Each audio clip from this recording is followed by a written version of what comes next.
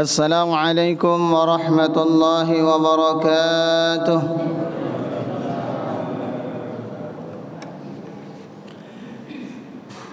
إن الحمد لله نحمده ونستعينه ونستغفره ونؤمن به ونتوكل عليه ونشهد أن لا إله إلا الله وحده لا شريك له ونشهد أن سيدنا ونبينا محمدا عبده ورسوله صلى الله عليه وسلم لا نبي بعد. أما بعد، قال الله تعالى في القرآن الكريم: أعوذ بالله من الشيطان الرجيم، بسم الله الرحمن الرحيم.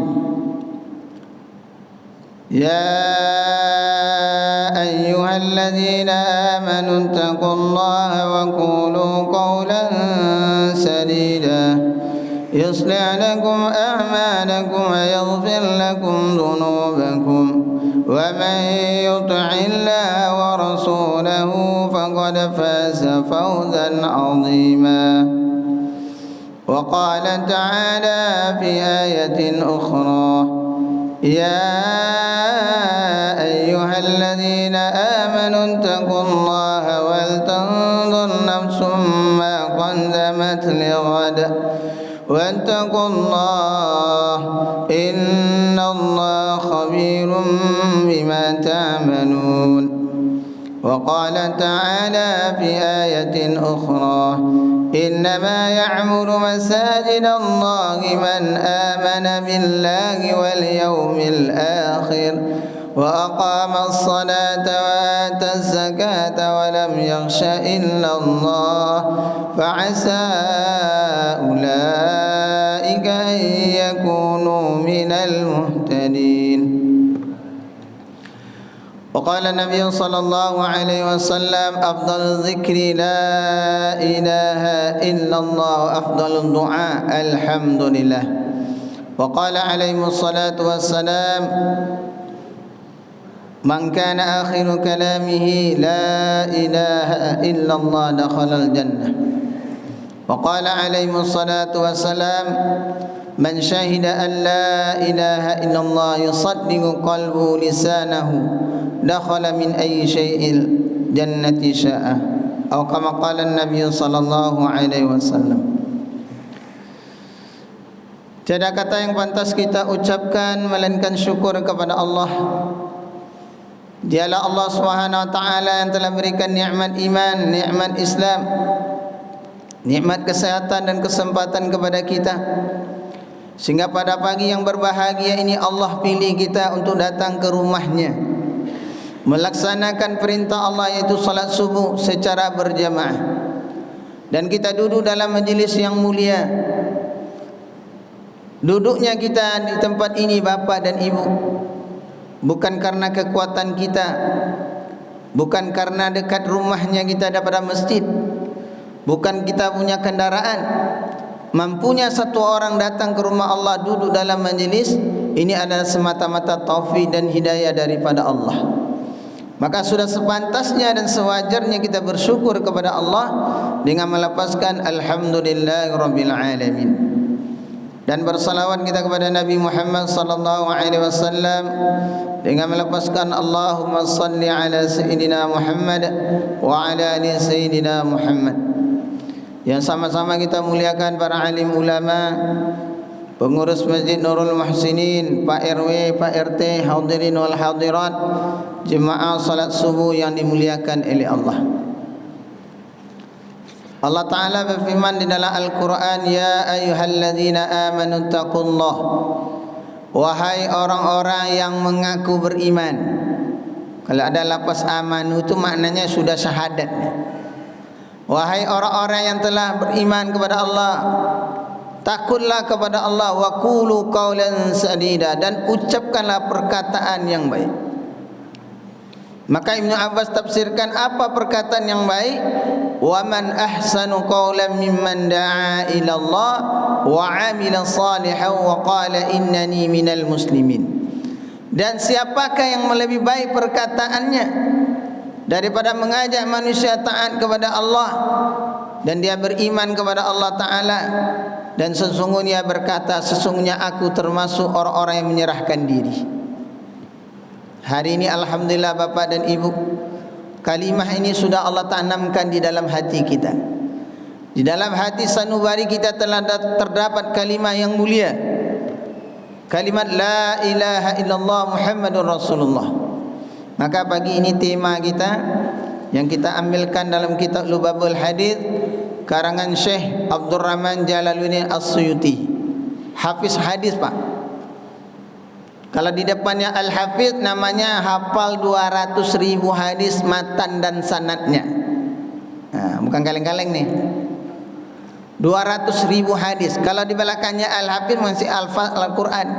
Kalau Al-Hafiz di depannya Al-Hafiz, hafal 200.000 hadis matan dan sanadnya. Maka kita akan bacakan, mudah-mudahan selesai 10 hadis ini tentang fadilah la ilaha illallah. Qala musannifur rahimahullah wa nafa'ana wa iyyahum bi'ulumi fid dharaini amin. Allahumma akhrijna min zulumatil waham wa akrimna bi nuril faham wa fa'alaina bi ma'rifatil ilm wa sahil akhlaqana bil hilmi wa anshur alaina min fadaili rahmatik. Subhanaka la ilma lana illa ma 'allamtana innaka antal alimul hakim. Rabbi shrah li sadri wa yassir li amri wa hlul 'uqdatam min lisani yafqahu qawli. Allahumma ij'alna mimman yastami'una al-qawla fayattabi'una ahsana. Bismillahirrahmanirrahim. Al-bab tsani fi fadilatil la ilaha illallah. Ini bab yang kedua dari kitab Lubabul Hadis tentang fadilah la ilaha illallah.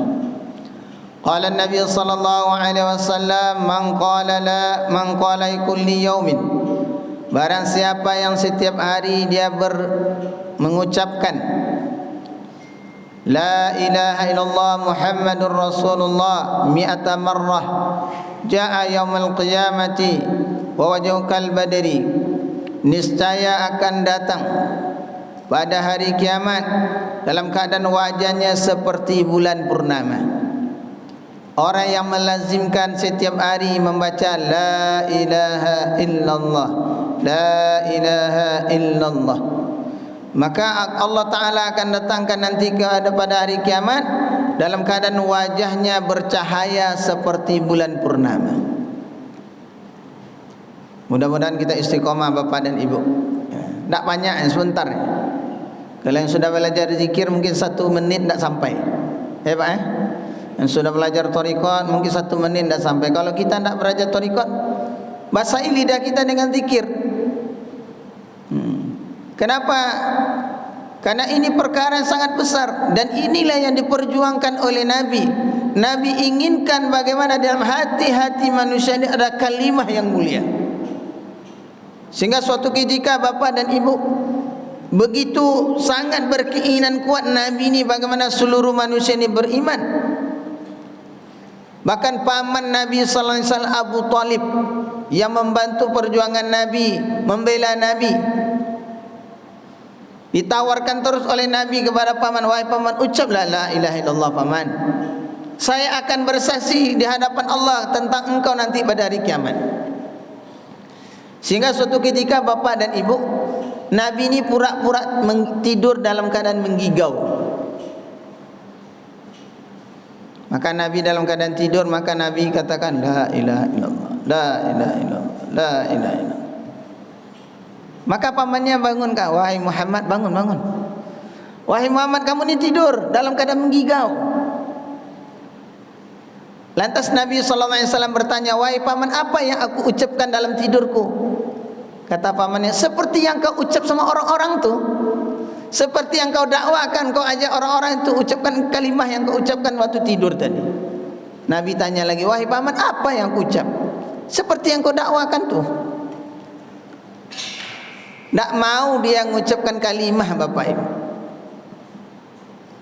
Padahal Nabi menjebak pamannya supaya pamannya walaupun tidak dari dalam hatinya, tetapi dia pun nak ucapkan kalimah, maka Nabi akan menjadi saksi di hadapan Allah.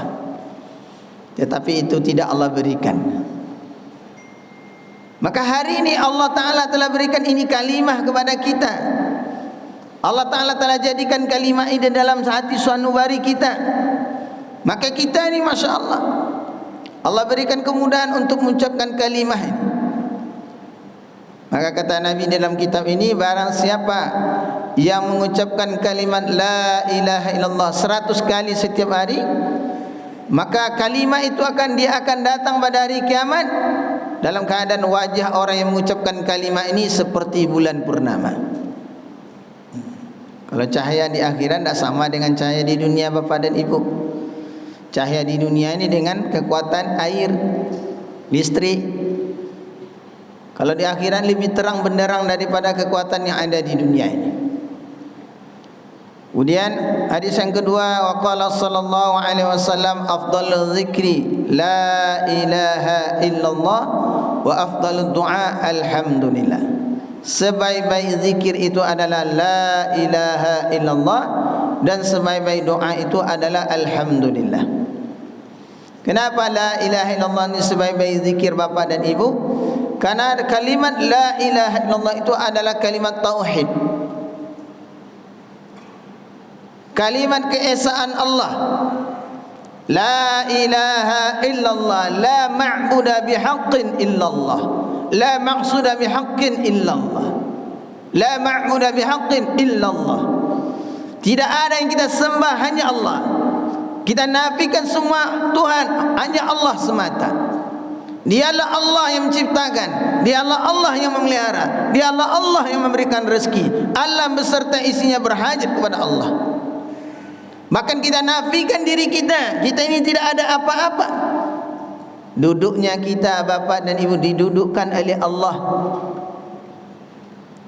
Ibu-ibu dan bapak mendengarkan, diberi dengar oleh Allah. Saya berbicara, diberikan kemudahan berbicara oleh Allah. Melihatnya kita atas izinnya Allah, mendengarnya kita atas izinnya Allah Ta'ala. Apapun kegiatan yang kita buat, alam beserta isinya terjadi karena izinnya Allah. Maka sudah sepantasnya dan sewajarnya di dalam hati kita ada keyakinan yang sempurna kepada Allah. Dia la ilaha illallah tu adalah lam tu lam nafi, menafikan seluruh Tuhan. Illallah, hanya Allah semata saja. Adalah nafi namanya.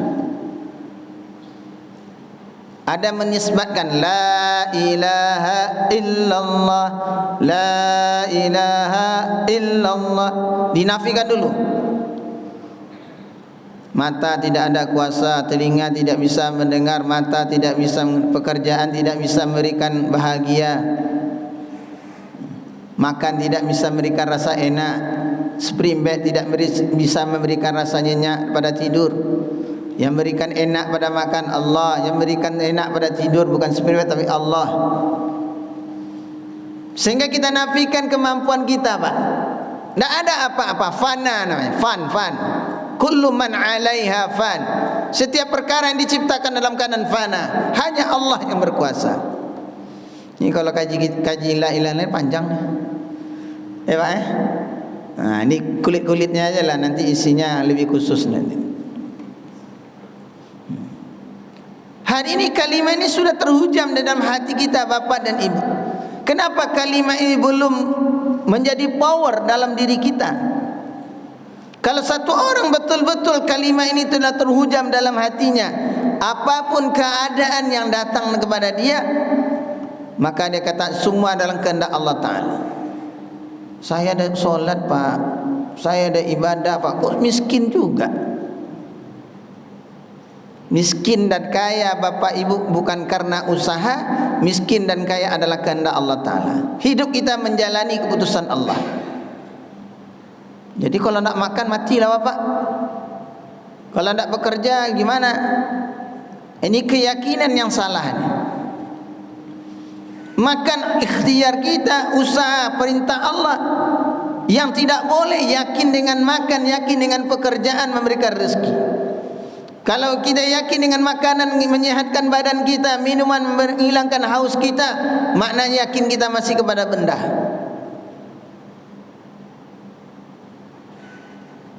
Allah ceritakan bagaimana Bapak dan Ibu kisah Ashabul Kahfi 309 tahun tanpa makan dan minum, dipanjangkan umurnya oleh Allah.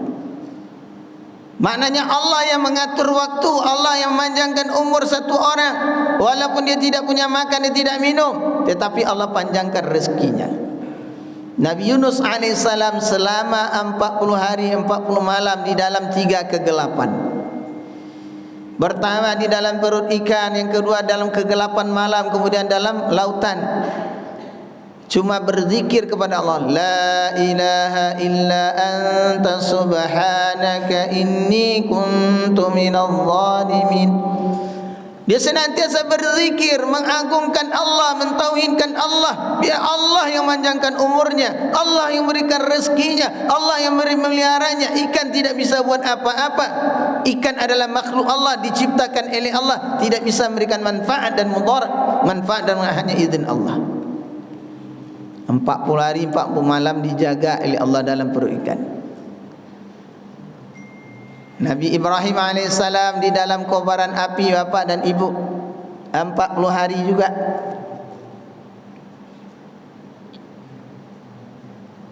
Seluruh badannya ditanggalkan pakaian yang ada di dalam dirinya. Kobaran api itu sudah membakar semua kayu-kayu, tetapi tidak membakar satu bulu roma yang ada di bulu Nabi Ibrahim alaihissalam. Bahkan Allah perintahkan kepada api, dicantumkan di dalam Al-Quran, qulna ya naru kuni bardaw wa salaman ala Ibrahim. Qulna, kami kata, ya nar, wahai api, bardaw wa salaman ala Ibrahim, dinginlah dengan dingin yang menyelamatkan kepada Ibrahim alaihissalam. Secara zahir api adalah membakar, tetapi izin Allah Ta'ala api tidak bisa membakar. Api membakar berhajat kepada Allah. Perkara ini mesti kita ulang-ulang Pak Bu. Kalau tidak nanti kita banyak kecewanya. Awal solat kok tidak juga, susah juga hidup. Sudah bekerja kok tidak kaya-kaya juga.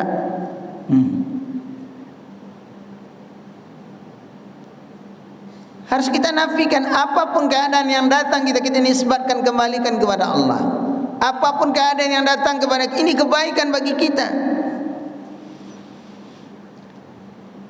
Sudah Allah ceritakan kisah-kisah untuk mendidik kita, menjadi ibrah dan pelajaran bagi kita. Karena setiap apa yang kita buat di atas dunia ini Bapak dan Ibu bukan dibalas sekarang, tetapi Allah Ta'ala akan balas di akhirat nanti.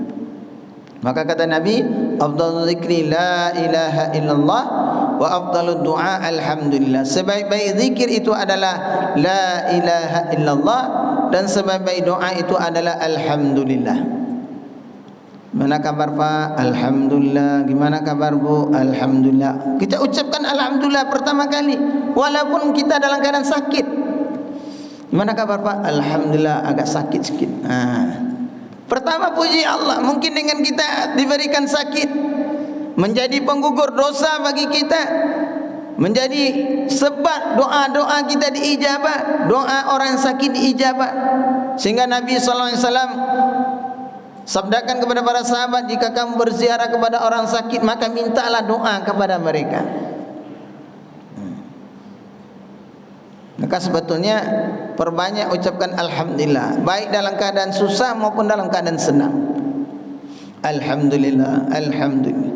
Ketika kita syukur lagi dan lagi, kita syukur lagi dan lagi, pasti Allah akan tambah nikmat-nikmatnya kepada kita. Kemudian hadis yang ketiga, Nabi sallallahu alaihi wasallam bersabda, wa qala sallallahu alaihi wasallam, qala Allah Ta'ala, la ilaha illallah kalami wa ana huwa man qalaha dakhala hisni wa man dakhala hisni amina min iqabi. Nabi sallallahu alaihi wasallam bersabda, Allah Taala berfirman di dalam hadis qudsi, la ilaha illa itu adalah kalamku dan bermula aku adalah dia mangqalaha, dan barang siapa yang mengucapkan kalimat la ilaha illallah niscaya masuk di dalam bentengku. Barang siapa yang masuk ke dalam bentengku niscaya selamat daripada azabku. Orang yang di dalam hatinya ada kalimat la ilaha illallah, Allah Ta'ala akan hindarkan daripada segala azab dan segala siksaan daripada Allah Ta'ala. Hari ini tidak nampak bapa dan ibu, kita mengucapkan la ilaha illallah tidak ada nampak faedahnya. Tetapi tatkala nanti dimasukkan ke dalam kubur, barulah nampak faedah la ilaha illallah. Sehingga suatu ketika terjadilah perbantah-bantahan di dalam surah Al-A'raf itu, perbantahan ahli surga dan ahli neraka. Maka ahli neraka katakan, kamu pernah ucapkan la ilaha illallah, kenapa masuk juga bersama kami di dalam neraka ini? Maka orang yang pernah ucapkan la ilaha illallah katakan, aku pernah ucapkan la ilaha illallah tetapi aku tidak beramal. Asbab aku tidak beramal, Allah Ta'ala masukkan ke dalam neraka bersama kalian. Maka Allah Ta'ala mendengar ucapan mereka, maka Allah perintahkan, wahai malaikat, ambil ini orang yang pernah ucapkan sekali la ilaha illallah. Maka malaikat kata, ya Allah, bagaimana cara kami mengambil orang yang mengucapkan la ilaha? Mereka sudah sama, sudah hitam legam, sudah tak nampak lagi. Maka bapak dan ibu, orang yang pernah ucapkan la ilaha illallah itu bercahaya seperti bintang yang ada di langit. Coba kita tengok bintang, walaupun jauh, nampak cahaya. Orang yang pernah ucapkan la ilaha illallah bercahaya. Ditengok, dicari oleh malaikat, ada sebutir cahaya. Maka diangkatlah. Baru seluruh penduduk neraka, ya laitani, sekiranya aku, andaikala, bila mana, jikalau waktu di dunia pernah sekali mengucapkan la ilaha illallah, niscaya hari ini kami diangkat juga. Inilah orang terakhir akan dimasukkan Allah ke dalam surga. Diangkat, dimandikan dalam sungai kehidupan. Hitam legamnya hilang, tapi masih ada tanda, Pak. Di dalam hadis itu namanya jahannamiyun atau jahannamiyin. Masih ada tandanya, alumni neraka. Masih ada tandanya, alumni neraka. Jahannamiyin atau jahannamiyun namanya di dalam hadis itu. Maka dia, ya Allah, malulah saya, ya Allah, masuk surga. Nanti jumpa kawan-kawanku, nanti apa katanya? Alumni neraka ya. Malu kan? Maka dia doa, ya Allah, minta ya Allah dihapuskan. Maka Allah Ta'ala masukkan lagi ke dalam sungai kehidupan, sehingga putih bersih, kulitnya lebih putih daripada susu. Bapak ibu mau masuk surga cepat? Ya bu? Nah, syaratnya mati dulu ya. Kalau mau cepat kita mati dulu kan? Nah, syaratnya itu. Kalau di dunia tidak bisa nih. Kalau masih di dunia belum lagi. Nah, inilah orang terakhir yang Allah Ta'ala masukkan ke dalam surga, Pak. Setelah dimasukkan dalam surga, maka dia berada di pintu surga itu tertegun 40 tahun. Berapa, Pak? 40 tahun akhirat, bukan 40 tahun dunia. Satu hari di akhirat 1000 tahun ukuran di dunia. Itu bagi orang Islam. Kalau bagi orang non muslim, tidak beriman, satu hari di akhirat sama ukuran 50.000 tahun di akhirat.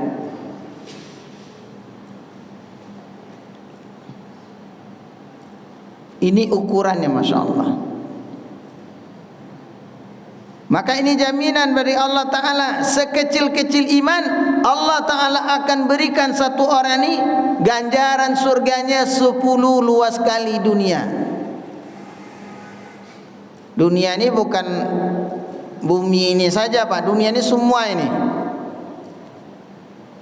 Saya 2014 akhir itu kita berangkat dari Tanjung Priuk itu ke Papua, Pak Bu. 7 hari di atas kapal. Sangkawalah dunia ini, padahal Indonesia baru 7 hari atas kapal, Pak. Di atas lautan lepas nih, tak nampak pulau. Ini baru Indonesia, baru 7 hari. Ini satu orang yang memiliki iman sekecil-kecil iman, Allah berikan pahala surganya 10 luas kali dunia. Jadi raja selama-lamanya, tidak mundur-mundur. Tak pakai 5 tahun, Pak.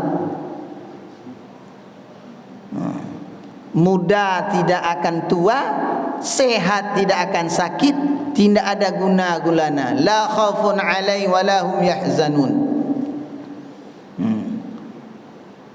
Khalidina fiha abada, kekal di dalam selama-lamanya.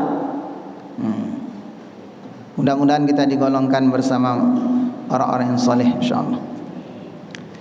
Kemudian Nabi sallallahu alaihi wasallam bersabda, wa qala sallallahu alaihi wasallam, addu zakati abnanikum biqauli la ilaha illallah. Maka Nabi sallallahu alaihi wasallam bersabda, tunaikanlah zakat badan-badan kalian dengan mengucapkan la ilaha illallah. Harta ada zakatnya, badan kita ada zakatnya juga. Maka kata Nabi dalam riwayat ini, tunaikanlah zakat badan-badan kalian dengan ucapkan la ilaha illallah. Ya, zikir ni ada zikir jahri, sirri, ada zikir qalbi. Kalau kita orang awamnya biasa aja zikir lisan aja. Kalau yang paling mantap tu zikir qalbi, Bapak dan Ibu. Hatinya berzikir. Setiap gerak-gerik nafasnya dalam keadaan berzikir pada. Itu yang kita inginkan. Tapi jangan belajar sendiri pula, nanti hang pula. Mesti belajar pakai guru.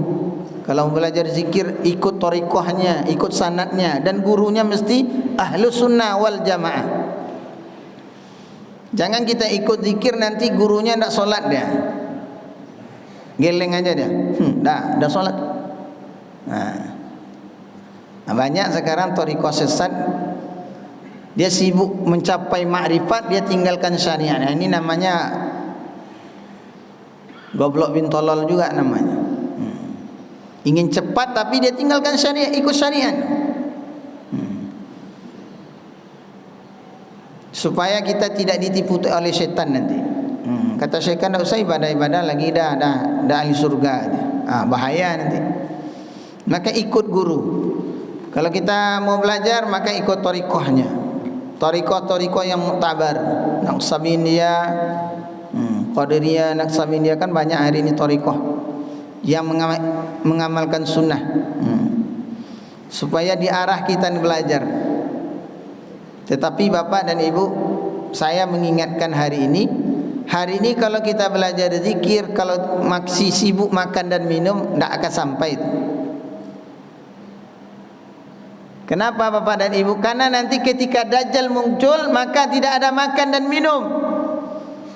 Semua dikuasai oleh Dajjal. Bahkan Dajjal ini bisa menciptakan semua. Tatkala itu makanan orang beriman adalah zikir.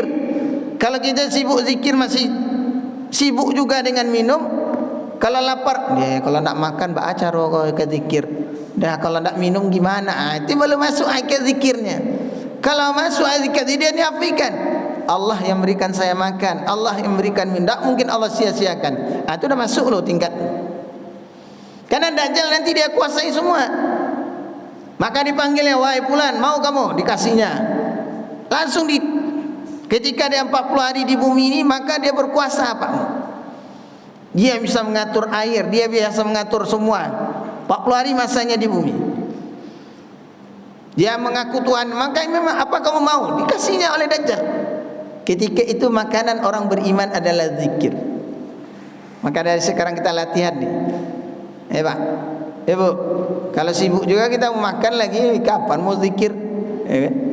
Kalau masih kenyang juga perut kita, bagaimana kita akan dapat hakikat zikir? Kelezatan nikmat beribadah pada Allah. Kalau perut kita masih penuh juga.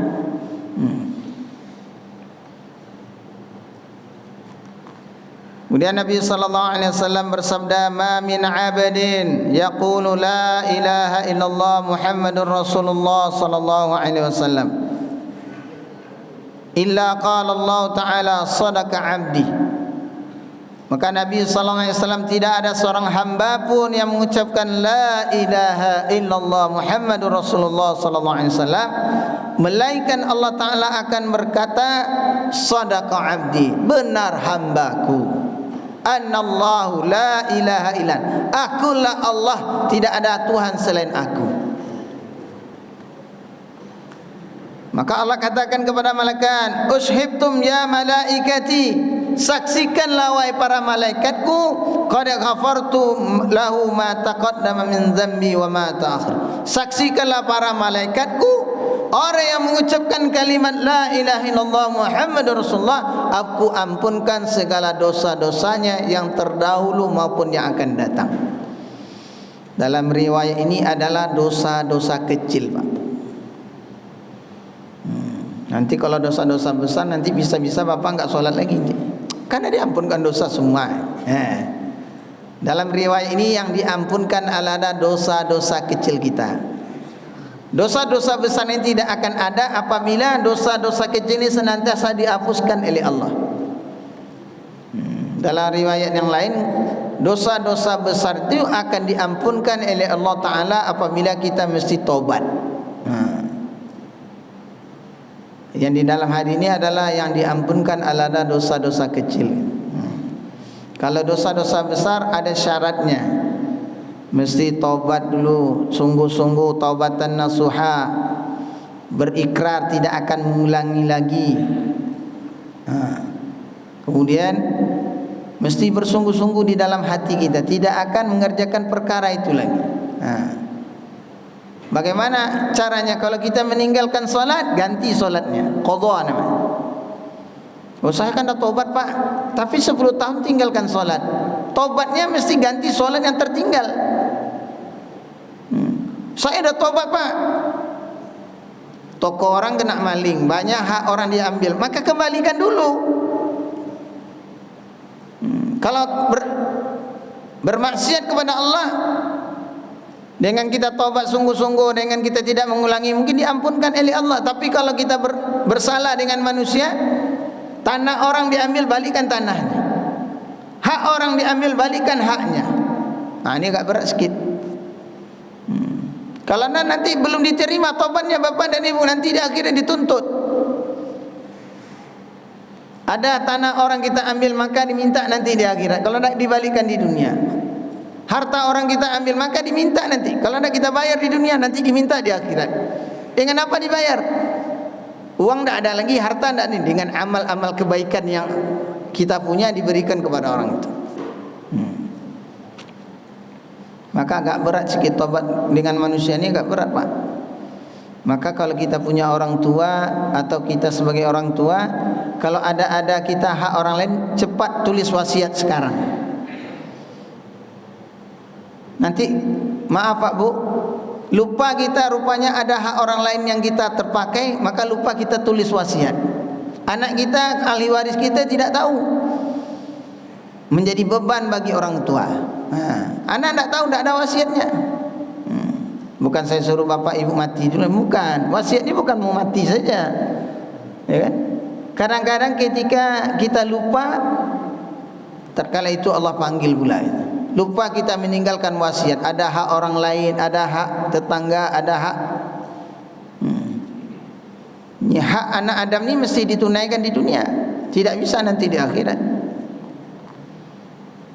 Maka kata Allah, orang yang mengucapkan la ilaha illallah Muhammadur Rasulullah, maka Allah pernah saksikan di hadapan malaikat, wahai malaikatku, saksikanlah orang-orang yang mengucapkan la ilaha illallah Muhammadur Rasulullah, aku ampunkan dosa-dosanya, baik yang akan datang maupun yang terlalu, baik yang akan datang maupun yang sudah lewat.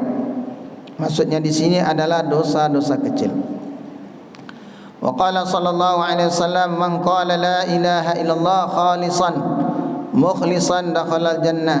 Barang siapa yang mengucapkan la ilaha illallah dalam keadaan mengikhlaskan hatinya, tidak riya, tidak ada kesombongan, dia semata-mata mengharap keridhaan Allah, dia zikir adalah untuk mendekatkan diri dengan Allah, bukan untuk riya.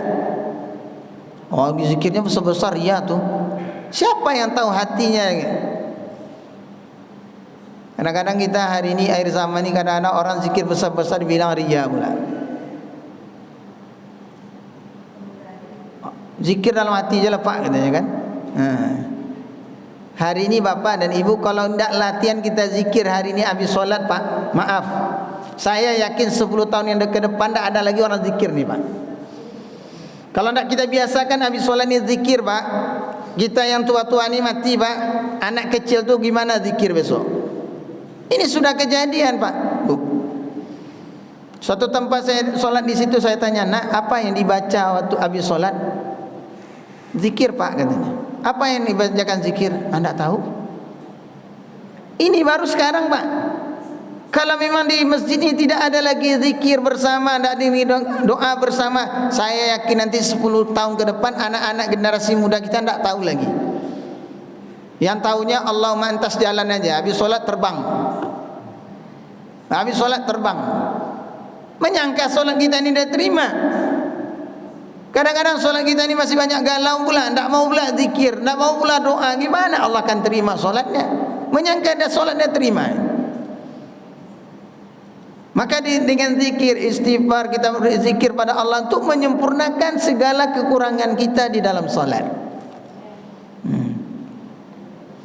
Maka jaminan daripada Allah Ta'ala, kata Nabi, barang siapa yang mengucapkan la ilaha illallah khalisan, dalam keadaan mengikhlaskan hatinya, terbebas dari sifat riya, tidak ingin dilihat oleh orang lain, mukhlisan, dakhala, niscaya dia masuk surga. Khalisan, mukhlisan lagi. Sudah khalis, mukhlis lagi. Sudah ikhlas, lebih lagi. Mukhlisan tu lebih lagi, mukhlis lagi. Mengharap Allah sematanya, mengharap keridhaan Allah, tidak ada niat apa-apa. Niscaya wajib baginya surga. Kemudian Nabi sallallahu alaihi wasallam bersabda, wa qala sallallahu alaihi wasallam, man kana awwalu kalami la ilaha illallah wa akhiru kalami la ilaha illallah. Barang siapa yang awal kehidupannya, awal perkataannya la ilaha illallah dan akhir kalamnya la ilaha illallah, sekiranya dia beramal keburukan selama 1000, sekiranya dia beramal keburukan 1000 keburukan, dan sekiranya hidup 1000 tahun,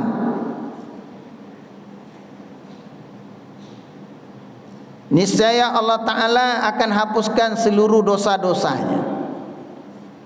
Asbab dia mengucapkan la, awal akhirnya la ilaha illallah. Walaupun dia buat keburukan banyak, dikatakan 1000 amal keburukan,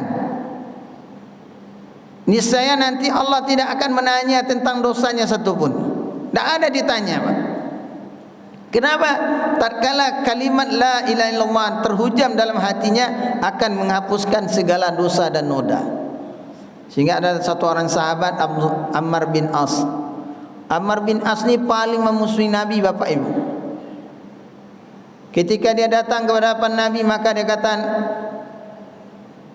mulanya mau berbaiat, beriman kepada Nabi sallallahu alaihi wasallam, beriman kepada Allah dan Nabi. Maka habis itu ditariknya tangannya. Wahai Ammar bin As, kenapa? Kata Nabi, wahai Muhammad, aku sudah berikrar dulu, aku hendak membunuh engkau. Segala perbuatan buruk telah aku buat.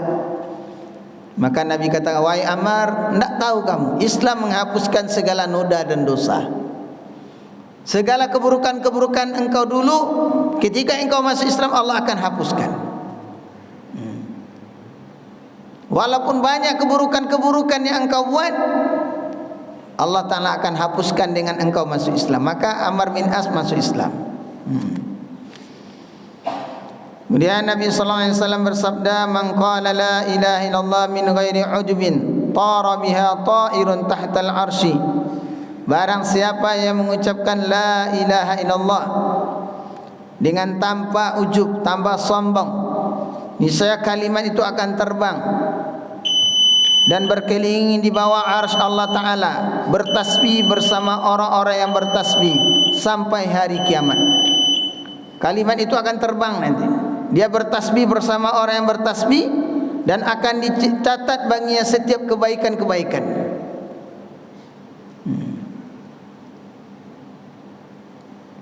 Kemudian Nabi sallallahu alaihi wasallam bersabda lagi, "Man qala la ilaha illallah Muhammadur Rasul marratan ghufira lahu dhunubahu wa in kana matal zabadil bahri." Barang siapa yang satu kali, ini satu kali. Kalau tadi 100 dikasih obral lagi, Pak. Enggak bisa sekali. Kalau 100 mungkin berat. Barang siapa yang mengucapkan la ilaha illallah Muhammadur Rasulullah. Kadang-kadang kita lapas ni kadang-kadang acap sering salah, Pak. Dia la ilaha illallah itu Muhammadur Rasulullah, itu pasangannya. Kalau asyhadu an la ilaha illallah wa asyhadu anna Muhammadar. Nah, dia pasangan seperti itu. Kalau la ilaha illallah Muhammadur. Kalau ada mengatakan la ilaha illallah Muhammadar berarti salah tu. Salah ucap. Makanya tidak sampai-sampai ni. Ucapnya salah. Kalau kita belajar ilmu nahu ni salah total itu. Dalam kaidah nahu lebih salah total lagi. La ilaha illallah Muhammadur Rasulullah. Kalau lepas syahadat, asyhadu an la ilaha illallah wa asyhadu anna Muhammadar Rasulullah. Itu pasangan.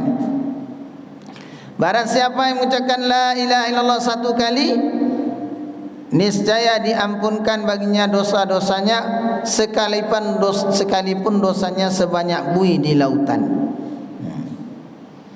Wa qala sallallahu alaihi wasallam, "Idza marul mu'min 'alal maqabir." Apabila berlalulah satu orang di atas pekuburan.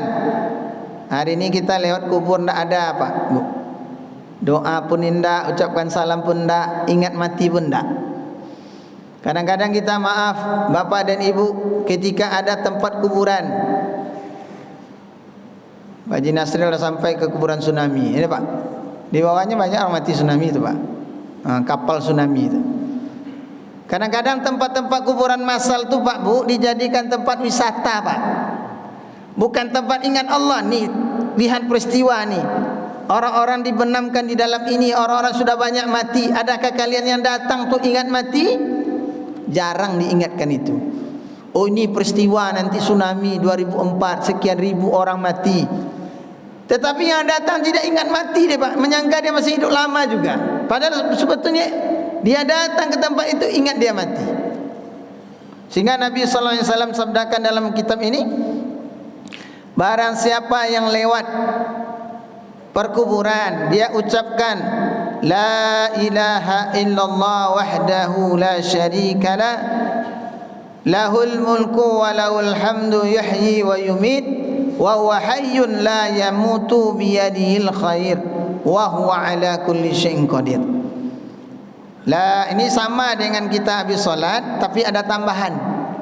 La ilaha illallah wahdahu la syarika la lahul mulku wa lahul hamdu yuhyi wa yumit wa huwa ala kulli syai'in qadir. Itu ketika solat subuh atau maghrib. Itu bacaan.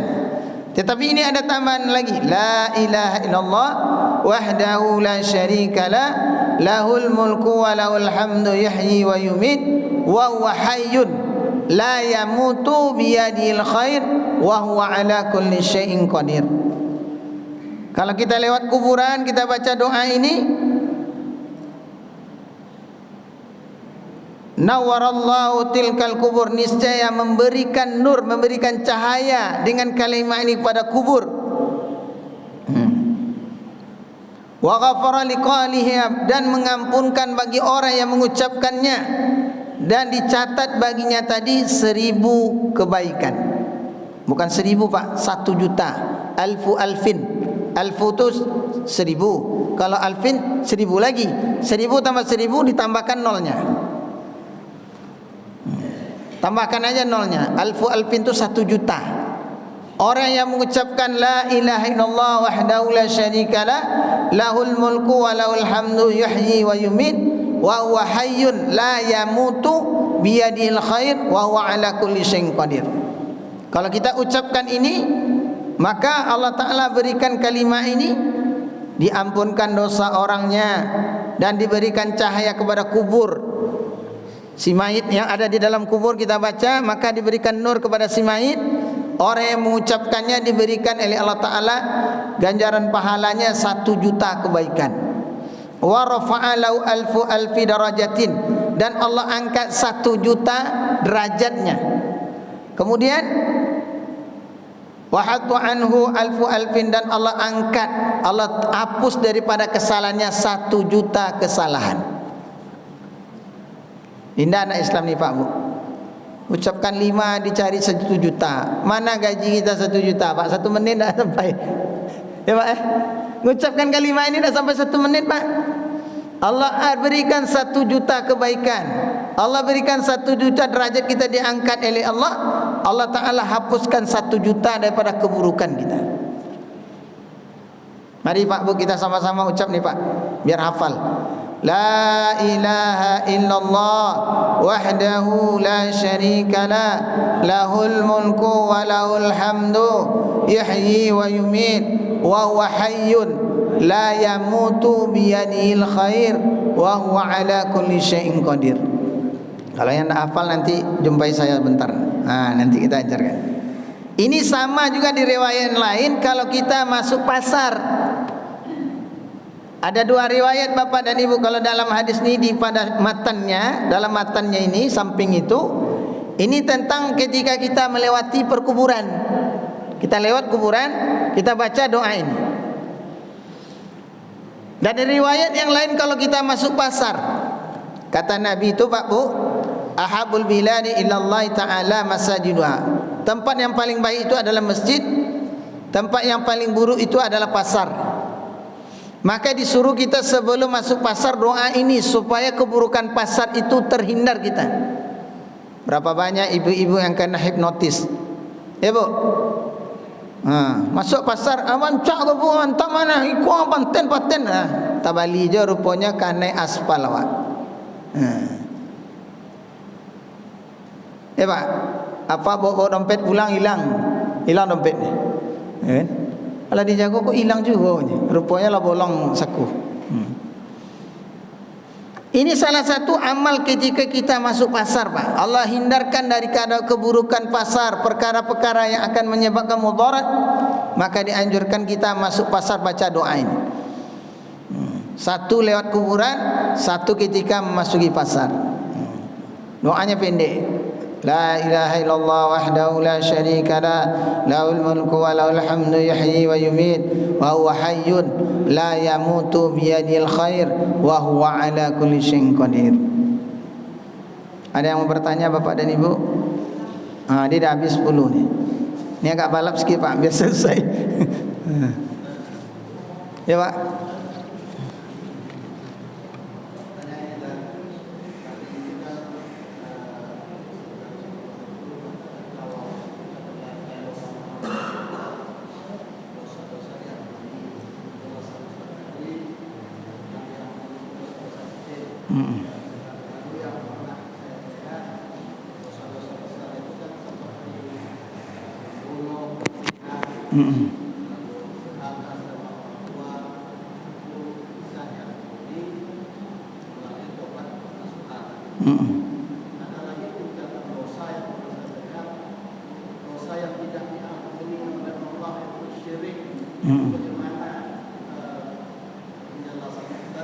Ya.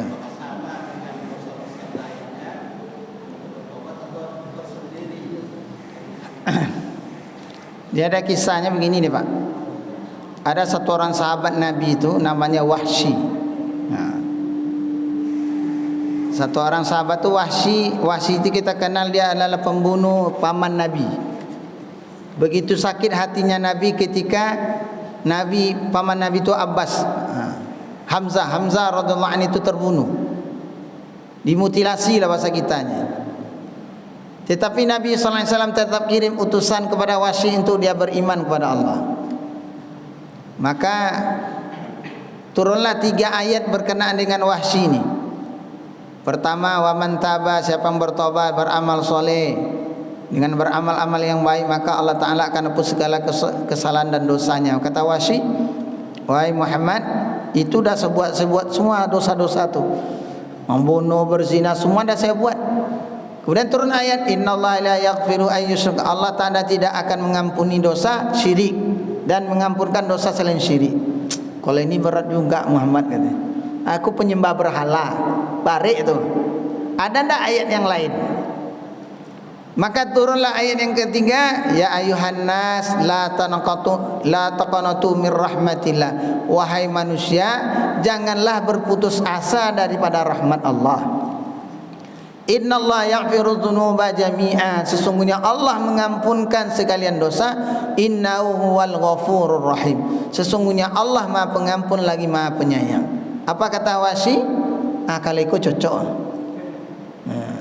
Cocok. Apa inti yang kita ambil Bapak dan Ibu? Selagi dia mau masuk mengucapkan kalimah ini. Pertama dia mengucapkan kalimah bersyahadat. Dengan bersyahadat itu kesyirikannya akan hilang. Tapi kalau beriman lah Pak, ndak amurin beriman tu doh kata. Itu dah parah tu. Tak mau dia mengucapkan kalimah itu. Yang Allah Ta'ala tidak terima itu kan dosa syirik, mensyirikatkan Allah. Bilang Allah tiga, Allah punya Tuhan Bapa, Tuhan Ibu, Tuhan Anak. Tak mau dia hilangkan, itu namanya syirik. Tetapi kalau dia mau dibina Pak, kita ini kan masih banyak syiriknya juga. Tapi ada perbaikan-perbaikan lagi, belajar lagi, perbaiki lagi. Itu yang tidak diampunkan oleh Allah. Tapi kalau dia mau beriman nanti Allah akan hapuskan dosa-dosanya. Sedikit demi sedikit Allah akan hapuskan. Dengan beramal-amal kebaikan Allah hapuskan. Maka syaratnya mesti usah kalimah dulu. Tetapi kalau dia mau ucap syahadat, itulah syirik itu. Tak mau beriman dia, ucap syahadat, tak mau saya yakin Allah tu ada. Begitulah tu Pak. Saya yakin Allah tu ada.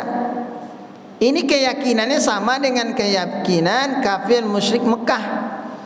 Wala in sa'altahum man khalaqas samawati wal ard.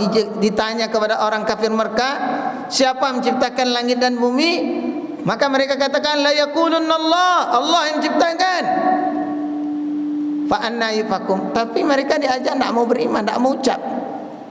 Sekedar mereka ucapkan tapi tidak dibenarkan di dalam hati. Maka di dalam kitab tauhid itu mesti diucapkan dengan lidah, dibenarkan dengan hati, dibuktikan dengan perbuatannya. Tetapi kalau tidak mau ucap dengan lidah, cuma dibenarkan dengan hatinya saja, itu belum. Walaupun dia beramal baik, tetap juga diazab nanti. Tapi dengan syarat pertama, mesti dia ucapkan syahadat. Kalau dia ucapkan syahadat, pasti nanti Allah Ta'ala akan ampunkan dosanya juga. Kalau tidak beramal, tetap seperti tadi, dibakar dulu dalam neraka, dah hitam legam, nanti diangkat juga. Tapi nanti terakhir, mau tidak kita seperti itu? Kalau buat dosa-dosa besar lain, membunuh, berzina, kita taubat. Ada hak orang lain tidak kita ambil dulu, kita kembalikan. Ada kemungkinan besar Allah Ta'ala ampunkan. Kemarin ada kita di Bogor itu 2019 Pak. Itu adalah Mas Berto namanya. Masyarakat bertato, semua badannya bertato Pak. Anak pang banyak pula, dah bolong-bolong ininya. Ya perbuatan maksiat dah dibuatnya, tapi dia mau tobat. Gimana cara tobat Pak? Itu tidak kita bilang pula, ni tato nak sah, kita pula dikempleng ya kan. Kau tobat sungguh-sungguh, minta ampun kepada Allah, kita ajarkan. Tapi tidak masuk wudhu Pak, nanti kita cerita wudhu dulu. Yang penting kamu tobat, minta kepada Allah. Kalau Allah berikan rahmatnya, yang bertato solat Pak, yang tidak bertato banyak tidak solat. Nah itu kriterianya gitu Pak. Selagi dia syahadat, pasti Allah Ta'ala akan ampunkan. Tetapi kalau tidak mau ucapkan syahadat, tidak mau beriman pada Allah, beriman kepada Nabi, dan termasuk syirik juga Pak Bu, maaf, banyak nih alirannya. Dia beriman pada Allah, tidak beriman pada Nabi. Nah, ini namanya ditolak imannya. Aku beriman pada Allah aja Pak, tidak ikut cara Nabi. Syahadatnya tidak diterima. Yang diterima syahadat itu syahadatain. Asyhadu an la ilaha illallah wa asyhadu anna Muhammadur Rasulullah, atau la ilaha illallah Muhammadur Rasulullah. Kalau cuma dia iman pada Allah, tak iman pada Nabi, itu masih syirik juga dia. Tak diterima imannya. Bagaimana dia akan tahu syariat kalau tak ikut Nabi? Jadi harus paket dia. La ilaha illallah Muhammad. Asyhadu an la ilaha illallah wa asyhadu anna. Kalau dia yakin sama Allah tu masih belum, Pak. Masih syirik juga tu, Pak. Berarti tidak iman dia. Sementara Allah perintahkan, laqad kana lakum fi rasulillahi uswatun hasanah. Tak beriman dengan Al-Quran termasuk syirik juga. Kalau kita panjang kan panjang, ya kan? Tapi syirik yang besar itu adalah tidak mau beriman pada Allah. Tak mengakui Nabi itu syirik yang besar juga. Bagaimana akan diterima taubatnya? Bagaimana akan diterima amalnya kalau dia tidak mau beriman kepada Nabi? Maka mesti sekat setali dia. La ilaha illallah Muhammadur Rasulullah. Jangankan kita bapa dan ibu, Nabi Adam aja bersalawat kepada Nabi, baru diterima ampunannya segala kesalahannya oleh Allah. Wahai Adam, kenapa engkau sebut nama Muhammad? Ya Allah, ketika aku berada dalam surga, aku lihat kalimat namamu bergandeng dengan nama Muhammad. Dari situ aku yakin Muhammad ini adalah orang yang mulia, kekasih engkau ya Allah. Pasti kedudukan mereka adalah tinggi di sisimu. Maka Allah firmankan kepada Adam alaihissalam, wahai Adam, tahu tak kamu siapa Muhammad? Itu adalah cucumu. Tetapi kedudukannya tinggi di sisi Allah. Maka syarat iman mesti iman pada Allah, iman pada Rasulullah. Kalau tak terima tu, Pak. Walaupun paten betul zikirnya terbang ke langit kan, sampai terbang ke langit zikirnya, Pak, tapi tak iman pada Nabi, ditolak imannya. Masih tergolong syirik juga dia. InsyaAllah, Pak. Ada lagi, Pak, Bu?